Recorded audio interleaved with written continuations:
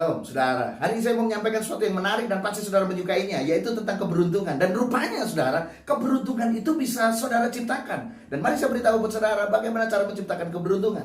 Terlebih dulu saya ajak saudara baca dalam Kingdom Lifestyle kita hari ini dalam kitab Kejadian pasal yang ke-27 dan 28, Mazmur pasal 4 dan Lukas pasal yang ke-11. Dalam Kejadian 27 dan 28 ada dua tokoh, yaitu Yakub dan Esau. Yakub ini arti namanya penipu, dan karena arti namanya penipu, dia selalu berusaha memakai segala macam cara untuk mendapatkan apa yang diinginkannya. Waktu itu dia menginginkan warisan, hak kesulungan. Hak kesulungan di sini saya terjemahkan dengan warisan. Yakub menginginkan warisannya Esau. Lalu dengan cara yang curang dia berhasil mendapatkannya. Singkat cerita seperti itu saudara. Dan karena kecurangan, perhatikan saudara, semua kecurangan ada akibatnya. Semua kejahatan ada akibatnya. Dan akibat kecurangan daripada Yakub, keluarganya terpecah. Dia harus hidup dalam pelarian saudara. Dan apa yang terjadi dalam kehidupan Esau? Dia mendapatkan berkat second class, sebab yang first class sudah diambil oleh Yakub, sudah dicuri oleh Yakub. Dia mendapatkan yang second class. Ini dia, Kejadian 27 ayat 40. Lalu Ishak,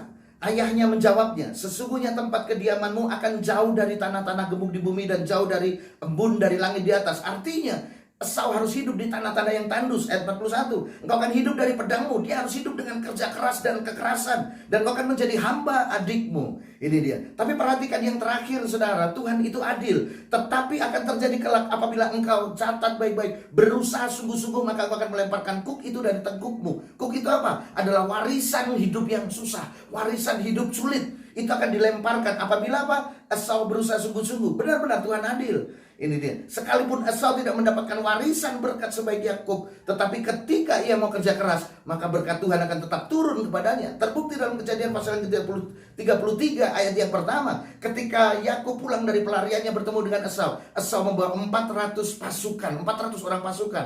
Berarti hidupnya berhasil. Dia punya pengikut, bahkan dia punya 400 pasukan. Maka itu karena Esau beruntung saudara? Tidak saudara, itu karena Esau bekerja keras dan bersungguh-sungguh. Jadi hari ini saudara, ketekunan saudara, kerja keras saudara akan melemparkan kemiskinan dalam hidup saudara.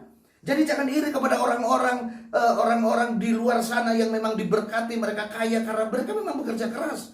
Orang yang kerja keras tekun itu punya hak untuk memiliki semua dari hasil kerja keras mereka, saudara. Justru yang memalukan di sini kalau ada orang-orang Kristen yang mengaku anak-anak Tuhan, tetapi justru kerjanya di kantor buruk, balas dan dalam berusaha, korupsi, makan gaji buta, tetapi menginginkan berkat yang berlimpah-limpah. Memalukan saudara. Orang Kristen yang seperti ini justru jadi batu sandungan buat orang lain.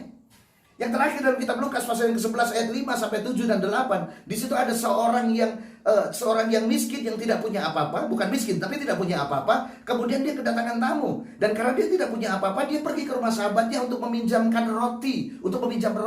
Tetapi sahabatnya itu sudah tidur. Dia semestinya malas bangun. Tetapi coba ayat ke-8, aku berkata kepadamu, sekalipun ia tidak mau bangun dan memberikannya kepadanya, karena orang itu adalah sahabatnya, namun karena sikapnya yang tidak malu itu, perhatikan ini, sikap yang tidak malu itu, ia akan bangun juga dan memberikan kepadanya apa yang diperlukannya. Jadi garis bawah di sini bukan minjamnya, bukan hutangnya, bukan tidak tahu malunya, tapi apa saudara yang ditekankan di sini adalah apa? Kerja kerasnya, sampai digambarkan dia tidak tahu malu. Ngutang itu bukan kerja keras saudara. Dan jangan mudah berhutang, karena Alkitab mencatat bahwa orang yang berhutang itu akan menjadi budak orang yang menghutangi.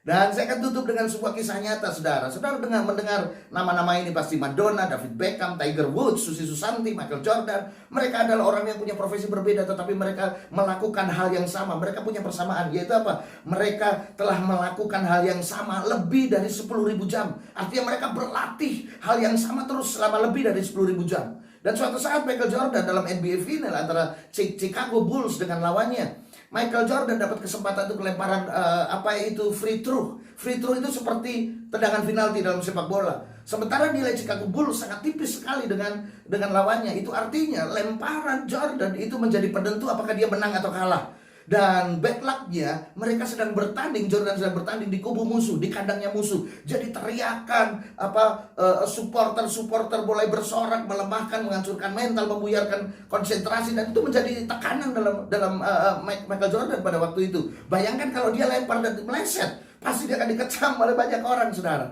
Tetapi dalam kondisi tertekan, ada seorang temannya yang datang kepadanya, dan temannya itu berkata begini, "Hei, kamu kan sudah terbiasa melempar bola dengan tutup mata waktu kamu latihan, jadi kamu jangan takut, lempar aja dengan tutup mata." Temannya berkata begitu. Tentu saja beda, saudara, melempar tutup mata waktu latihan sama pertandingan. Tentu saja beda, nyanyi di kamar mandi sama di panggung, saudara. Nyanyi di kamar mandi gak ada tekanan. Tapi apa yang terjadi, saudara? Michael Jordan dengan tersenyum, dia mulai menutup matanya dan dengan tenang dia mulai mendribble bolanya. Dan dia mulai melemparkan bolanya dan masuk, saudara. Haleluya, saudara. Orang bilang pada waktu itu Jordan beruntung. Tapi kalau saudara mau tahu, sesungguhnya Jordan marah kalau disebut beruntung. Sebab apa yang dia capai bukan karena faktor keberuntungan, tapi dia telah menciptakan keberuntungan itu melalui apa? 10.000 jam lebih dia berlatih melempar bola dengan tutup mata.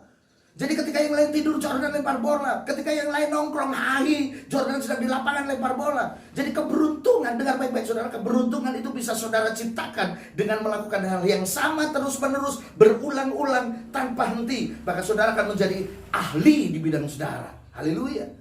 Saya percaya sampai hari ini keberuntungan masih terjadi. Saya percaya mujizat masih terjadi. Tapi mari saya beritahu buat saudara, jangan menggantungkan hidup saudara pada mujizat. Jangan menggantungkan hidup saudara pada keberuntungan, karena itu tidak bisa terjadi setiap hari. Amin, saudara. Keberuntungan saudara bisa ciptakan. Mulai hari ini, ciptakan keberuntungan saudara. Kingdom Lifestyle hari ini Tuhan Yesus memberkati saudara.